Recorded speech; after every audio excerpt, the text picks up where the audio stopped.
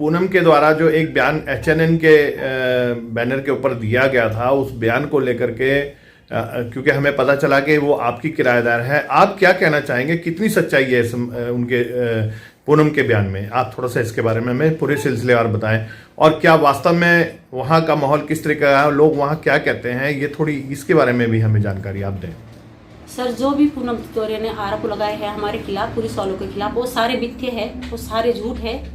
क्योंकि सर उसने वहाँ का पूरा माहौल जो है खराब कर रखा है। वहाँ के जो हमारे जो 17-18 साल के जो छोटे छोटे टीनेजर जो लड़के हैं, उनको नशा भी बेचती है सर, और खुद भी नशा करती है। और वहाँ पे उसने पूरा वेश्यावृत्ति फैला रखी है। और हमारा तो खुद का वहाँ पे ऐसे रह रहे अपने मकान में जैसे कि कैद में सर। क्योंकि हम वहाँ तो ना तो मेरे पति आ सकते, ना मेरे ससुर जी। किराया तो दूर की बात रही, 3 साल हो गए हमारा किराया भी नहीं दिया। लेकिन किराए के लिए अगर बोलते हैं तो उन पे भी आरोप झूठे लगाती है कि भाई मेरे साथ उन्होंने छेड़छाड़ की या मेरे कपड़े फाड़े, इस तरह से खुद को नुकसान पहुंचाती है। नशा बहुत करती है सर। और नशे की हालत में जो अपने आप, जब भी अभी 31 तारीख की जो वारदात के बारे में उसने बताया कि भाई मेरे साथ ऐसा ऐसा हुआ, वो बिल्कुल झूठ है सर। क्योंकि जो 3:30 बजे की बात है, ये उसने सही कही, 3:30 बजे की बात है। मेरी बेटी स्कूल से आ रही थी और बेटी ने बोला मम्मी कि कोई 2 लड़के अंदर कमरे में गए हैं और वहां से बहुत गंदी स्मेल आ रही है नशे की।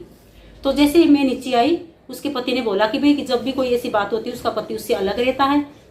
तो उसने मेरे को धर्म की बहन बना रखा है कि जब भी कोई ऐसी बात होती है तो आप मेरे को कॉल करना। और मैंने उसके पति को कॉल की और उनको बोला कि भैया ऐसी ऐसी बात है, कोई लड़के गए हैं अंदर। तो मौके पे उसके भाई, उसका जो पति है वो भी पहुंचा और जो उसका बेटा है वो आए और उन्होंने बोला भी कि कुंडी लगा दो। और उन्होंने खुद जाके जो है उसके पति ने दरवाजे में कुंडी मारी। उसके बाद हम पुलिस के पास गए। तो हम जैसे नीचे आए तो उसके पति ने बोला कि भाई ताला मार दो, नहीं तो तब तक लड़के तो भाग जाएंगे। और वहाँ पे मेरी बेटी थी और 2-3 वहाँ पे किराएदार थे जो वहाँ पे बाहर खड़े थे दरवाजे के बाहर। तो उस पे उसका बेटा ऊपर आया और मेरे कमरे से लॉक लेके आया और खुद उसके बेटे ने लॉक लगाया। उसमें अंदर लड़के थे और हम, उसका पति भी और उसका बेटा भी, हम तीनों पुलिस थाने गए और पुलिस वालों को हमने अपने साथ लेके आए और देखा कि लड़के अंदर थे। जब उनसे लड़कों से पूछताछ के दौरान उनको ले गए थाने में और पूनम तितौरिया उस टाइम वहीं पे थी। और थोड़ी देर बाद उसने वो क्या नाम भाग के आई और बोला कि भाई मेरे को मारा पीटा उसने। जब कि उन्होंने देखा जो किराएदार थे वहाँ पे कि वो अपने नाखून भी मारे इधर उधर, और जो गिरिले थी वहाँ पे लोहे की, उस पर अपना हाथ भी पटक रही थी। और भाग के जो है वो पुलिस थाने में, उसके मतलब 1 घंटे बाद जो है पुलिस थाने पहुंची जब ये वारदात हुई। ना तो उसको पुलिस वाले घसीट के ले गए, चाहे तो आप उधर आ सकते हैं और वहाँ पे बहुत सारी गवाही भी मिलेगी। पूरा बाजार परेशान है, पूरी कॉलोनी परेशान है। उसके जो वहाँ पे वो धंधा करती है सर, सीधा धंधा चला रही है दिन दहाड़े। पहले तो रात को भी, लेकिन अब तो दिन दहाड़े वो ऐसा काम कर रही है। उसके पति के द्वारा भी एक कंप्लेंट दी गई है अपनी पत्नी के खिलाफ। सर, उसके पति के द्वारा भी कंप्लेंट दी गई है कि भाई मैं अपनी पत्नी से परेशान हूँ। और उस ये भी लिखा हुआ इस कंप्लेंट पे, आपने भी अभी देखी, अब आपको भी हमने दिखाई है कि भाई मेरे बच्चों को भी खतरा है और मेरे को भी खतरा है। एक बात उसने बोली थी कि भाई मेरे बच्चे मेरे साथ रहते हैं, जबकि उसके बेटे जो है 2-3 महीनों से जो है अपने पापा के साथ रहते हैं। उसके जो बच्चे हैं अपने पापा के साथ रहते हैं। और ये भी बोला उसने कि मैं जो है अकेली रहती हूँ। बोला ना यहाँ पे कि मैं अकेली रहती हूँ। और कल के बयान में उसने ये भी बोला कि भाई मेरे बच्चे तो मेरे साथ रहते हैं। और इस तरह से झूठे आरोप लगाती है। जबकि अभी उसने आरोप लगाया 14 तारीख का कि भाई मेरे को मारा, 14 सितंबर का, कि मेरे को मारा मेरे ऊपर। जबकि 12 तारीख को मैं IGMC में एडमिट थी, मेरा स्टोन का ऑपरेशन हुआ और 19 को मेरे वहाँ से छुट्टी मिली। तो इस तरह से कई झूठे आरोप हमारे पे लगा चुके हैं। पुलिस के ऊपर जो आरोप लगा रही है कि मेरे को घसीट के लेकर गए, मारा पीटा, क्या ये जो आरोप है सर, ये बिल्कुल मिथ्या है, बिल्कुल झूठ है। क्योंकि मेरे सामने की बात है। लेकिन मेरे को तो ये सोचेगी कि पता नहीं इसके साथ झगड़ा है तभी। लेकिन सर आप किसी को भी पूछ सकते हैं वहाँ पे शिलाई में कि पुलिस ने तो उसको हाथ भी नहीं लगाया। वो खुद भागी गई SDM के पास और वहां से फिर भाग के पुलिस थाने पहुंची।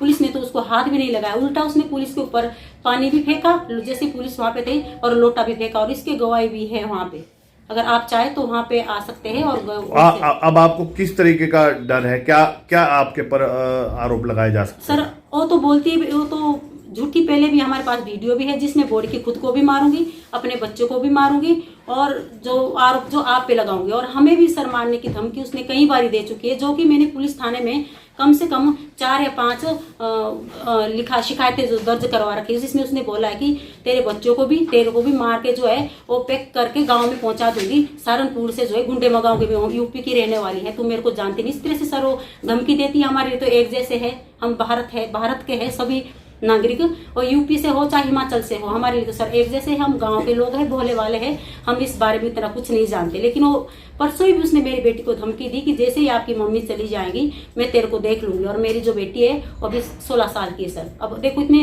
बेटी पे क्या असर होगा, इस तरह से हमारा माहौल जो वहाँ खराब हो रहा है। बहरहाल किराएदार पूनम और मकान मालिक नारदा ठाकुर का यह मामला बड़ा ही गंभीर होता जा रहा है। अब सवाल उठता है कि पूनम के आंसू घड़ियाली हैं या फिर देवभूमि को बदनाम करने की एक साजिश। यह तो अब जांच का विषय है, मगर इस प्रकरण में पुलिस की वो स्थिति है कि उन्हें एक तरफ कुआं नजर आता है और दूसरी तरफ खाई नजर आती है।